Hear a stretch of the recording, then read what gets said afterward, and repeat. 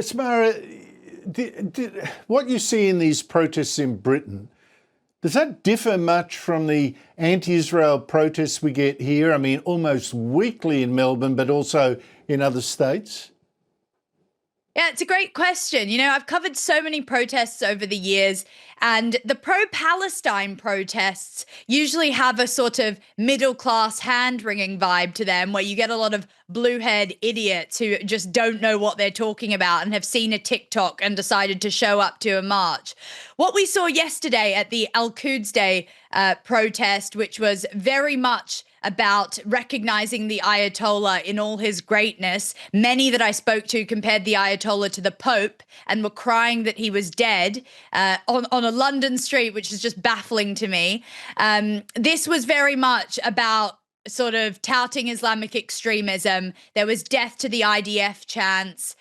There was kill the Jews. I got sworn at on multiple occasions, almost physically assaulted. This was a very aggressive march, something that I haven't witnessed so horribly before. Usually with pro-Palestine marches, it's a little bit more dour. This was the really ugly side of the movement. And I think that the war in Iran has just perpetuated that and brought people out of their homes, the likes of which we haven't really seen before. It was extremism.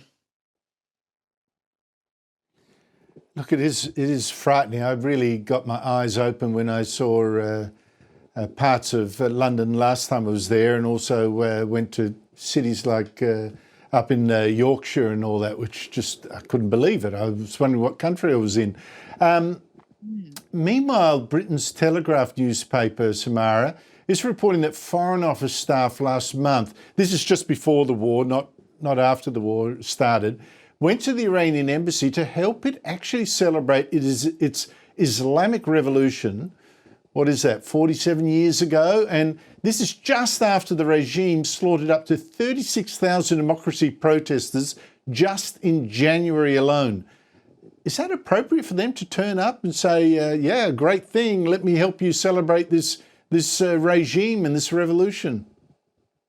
It's the opposite of appropriate. It's a fireable offense. I do not know why people haven't been sacked over this. The fact that they're basically wistfully sipping champagne in some sort of fancy office in Westminster celebrating the Ayatollah's regime, which, after you said, had already killed thousands upon thousands of people, not by killing them on the street, but by actually taking them into hospitals and machine gunning them down so that it wasn't in the public eye. That's what the Ayatollah was doing at the time, that some civil servants and the blob, which is so bloated and overpaid and overindulged, was doing. It's quite ridiculous that this is going on in this country, but it shows how we're so happy to turn a blind eye to extremism if it's packaged in the right way and if it's palatable for the right people and if it can pander and get some votes in the bag. And I think it's a really slippery slope this country's going down.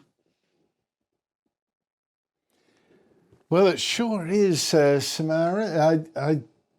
Maybe Donald Trump and JD Vance are up to something when they talk about the decline of the West, particularly in Europe.